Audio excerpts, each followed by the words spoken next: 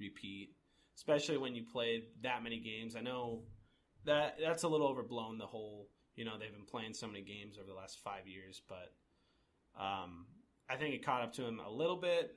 And I think now that they're out kind of early, I think the extra 2 months will really be beneficial come October. So it was a good season, a lot of fun. Just not what we were hoping Not for. what I was hoping for in the end, but they'll be back. They always do. They always come back. They always do. They always come back. They always do. All right, well, let's move on to the north side of town here. Talk a little bit of Cubs. It's been a while since we've been talking some Cubs. Yeah, it has. Let's talk about Jake Arrieta first. Oh, God. He goes out, no-hits the Reds, and this is his second no-hitter in his last 11 starts. Excuse me? The dude is a machine. He's out of his mind. Yeah, Jake is 4-0 right now, and he's only given up 3 runs total this season so far. The Cubs are currently 15-5, and that's definitely good enough for first place in the NL Central. Yeah. And our number one on a lot of people's list is the best team in baseball right now, and I would agree. I would say they're better than their record. 15-5 is not totally indicative of how good they've been. I mean, they're plus. Look at their run 69. They're 69. Nice. Nice. I love that. That's insane. They've played 20 games. They've played 20 plus 69. Games. Nice. Yeah, the Cubs are just on a tear right now, and a big part of that is the production of Anthony Rizzo and his 8 home runs on the year. And now I believe he's driven in 22 runs. He's slapping balls right now. He's slapping them all over the place. If he gets contact right now, he's hitting it out. Because he was kind of falling victim to the BABIP gods earlier in the year with some tough luck there. But now he's just completely pounding the ball. And I believe he's 1 home run behind Bryce Harper for the MLB lead in home runs. So he's definitely been a huge part of what they're doing. I think he has 5 in his last 6 games. That sounds right to me. Yeah. Sounds right to me. He's been great. And the Cubs started off a 6-game homestand tonight against the Milwaukee Brewers, and in a cold, windy, kind of gross environment, they got it done. And that's how it is in April at Wrigley. Yeah. That's how it's going to be. Yeah, absolutely. Absolutely. Adam Warren got the win, and Addison had a nice triple tonight to kind of put the Cubs ahead. I thought Kyle pitched pretty well, too. He had a little shaky first inning, but really picked it up after that. The starting pitching as a whole, when you look at Arrieta, Lester, and Lackey, they've done really well. They've been ridiculous. And our all-star Jason Hamill. First half Hamill. First half Hamill's back. I tweet about this. He's back with a vengeance. I think he's out to prove some people wrong this year, too. We'll see, how he does the second half. But, yeah, the starting rotation, I would say, outside of Lackey, who's been kind of shaky, I would say has been superb. See, I've been kind of impressed with Lackey the past couple starts. Yeah. He has been shaky from time to time, but the start in St. Louis was ridiculous. Yeah. He was so dominant that game. Yep. But, and he kind of had to be to shut those people up, and I was very I was loving that. The starting pitchers aren't only pitching the ball; they're also hitting the ball extremely well. Jason Hamill and Arrieta in particular, and John Lester laying down some nice bunts and even getting a hit. Kyle Hendricks too. Like they all 5 hit, all 5 of them right now. It's awesome. It's so Who random. needs the pitcher in the 8th spot? I know. Who needs Look it? at that, Joe. He makes the change and everything. Just works. They just want to hit from the 9. I mean, Jake's in almost 300 right now. He's a man. I mean, I feel like if that guy committed himself to being a hitter, he could probably be a pretty good hitter too. I think Jake Arrieta can do anything. He can do anything he wants. He can fly to the moon. Have you been paying attention recently to the PED remarks and the steroids remarks? Let's talk about that for a minute here. I mean, let's talk about just to tell people to shut up. Yes. Seriously, that. Don't start because we know how hard that guy works. Don't. I'm sure it was some Cardinal thing or something some St. Louis guy. Yeah, I don't know who started these rumblings or whatever. I mean, you hear about his work ethic and you hear about his workout regimen and what he eats and what he puts in his body. He's locked in. His routine is about as strict as they come. And all he said is the only thing that I eat is greens and I do Pilates. So Shout out to Pilates. Shout out to Pilates. I need to do some Pilates. Let's get on that. Let's do Pilates together. That'll be fun. But yeah, I think these kind of rumblings are a little ridiculous, but that's kind of expected for somebody who had such a quick turnaround. And Ryan Watt from Baseball Prospectus, he made a funny comment today on Twitter. Someone was like, "Oh, you talk areas and PEDs." He's like, "Oh, you mean he found his cut fastball because he wasn't allowed to use it in Baltimore?" Yeah, which is the truth. The pitching coach of Baltimore just told him, "Oh, sorry, you're not going to be able to use your cut fastball for some odd reason. It's his best pitch." Yeah, so Chris Bosio, throw that cut fastball in at the hands and good night. So I mean, in his last 24 starts, it's the best ever. Literally of all time, it's the best 24-game stretch for any starting pitcher.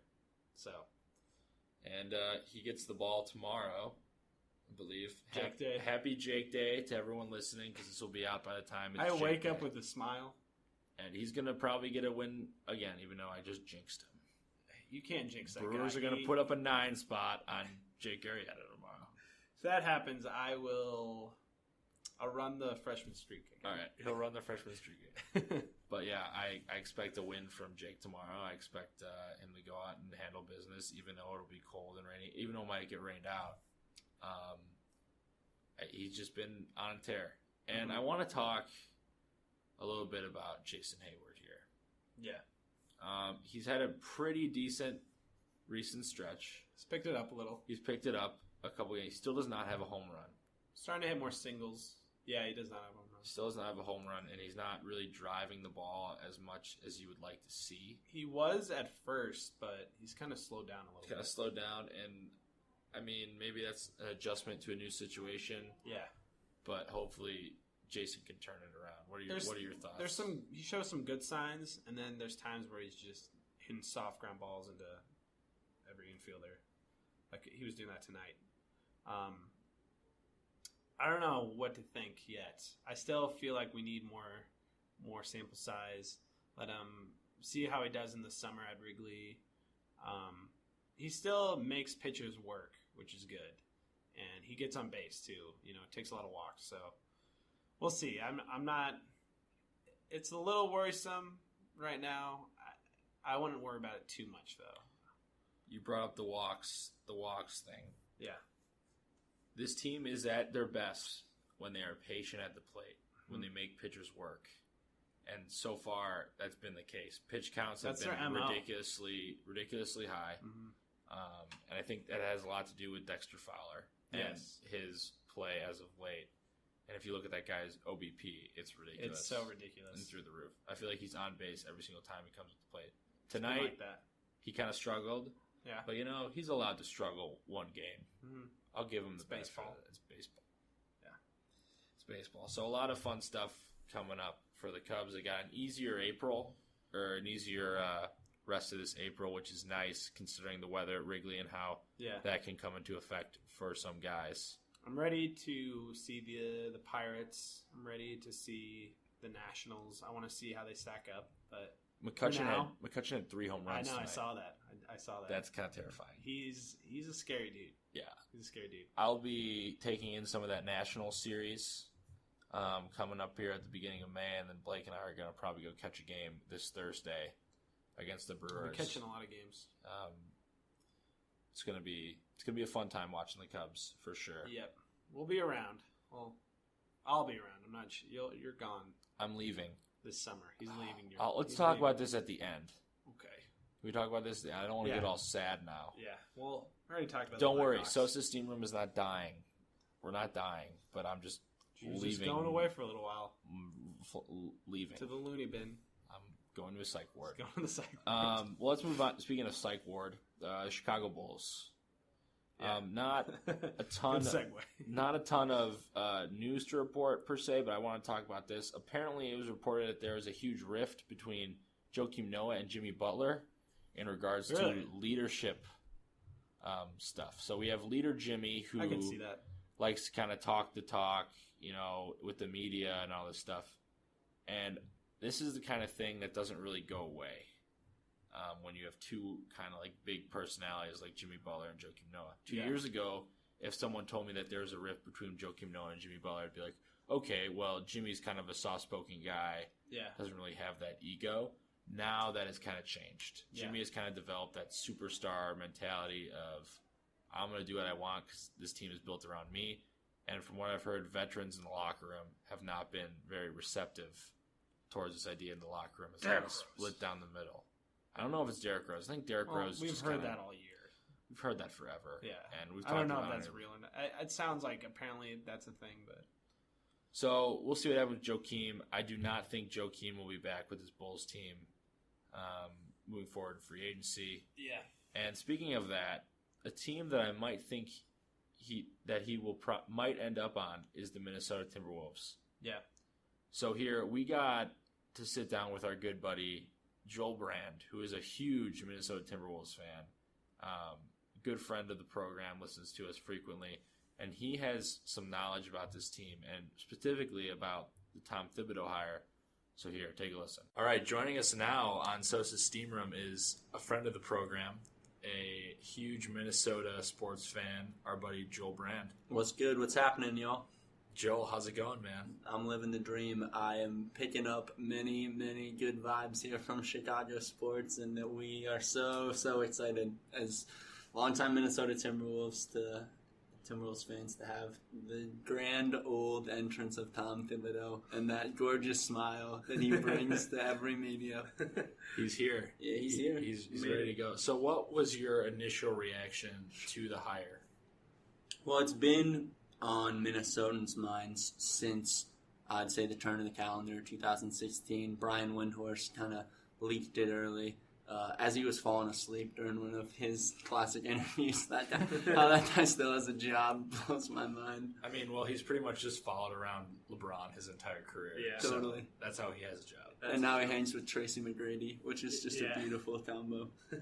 So it was leaked earlier this year, so everyone's kind of been hoping for it and just hoping that we didn't botch it and take Scott Brooks or take JVG, Jeff Van Gundy. So I was hoping for it for a while and was just immediately stoked. Sent out all the texts I could to people about it. Mm-hmm. Yeah, when I heard about it, Blake and I have been talking Yeah. about it for a long time too, and I'm not going to toot my own horn, but I remember episode 1, I dropped a line in there saying that Tom Thibodeau episode 1 was going to be the head coach of the Timberwolves. I'd love to see him there. Yeah, with the we've loved that idea for a while. You know, the idea of him going to Minnesota. He needs a young team to kind of work with, to kind of just buy into his vision. And I think it's a good thing that he is also president of basketball operations. Absolutely. What do you think about that, Joel? The Minnesota Timberwolves have not had somebody make confident decisions in a long time. And so we've had some people that have been paid to do that, but have not really been a presence that Minnesota fans can trust. And so having Thibodeau come in, having Scott Lynn come in as just two guys that have done this before and are not just kind of country club members of president of the Timberwolves, Glenn Taylor, his cronies. It's just exciting to have somebody with legitimate experience in the NBA come through. That was a shot at Kurt Rambis, by the way. Shout out to Kurt Rambis. Yeah, like you said, Tibbs is definitely, in my opinion, a top 5 coach in the NBA. A basketball savant, if you will, on the defensive side. Yeah. And he just brings it every night. 0 nights off. Ask Kyle Korver about that. He still has nightmares. But yeah, you know what you're going to get with Tibbs. You're going to get effort every single night. The guys, like Derrick Rose said, this year, which was so different with Hoiberg, was there's not a play called every single time down the floor, even on the offense and defensive end. With Tibbs, there's a play being called every single trip down, offensively and defensively. Guys need to know what they're doing or they're going to ride some pine. Yeah. So, I want to ask you, Joel, about your evaluation of the Timberwolves this past season. Yeah. Just as a whole. Their last game, they played everyone's favorite New Orleans Pelicans. They put up 140 points. It was a scrub Pelicans team, don't get me wrong, but there's no question that they can light up the offensive side of the court. Mm-hmm. But the reality is they gave up 100 plus points to like the biggest scrub lineup. And so today the Timberwolves had the press conference for Tibbs, and at one point somebody asked him about the players, and basically every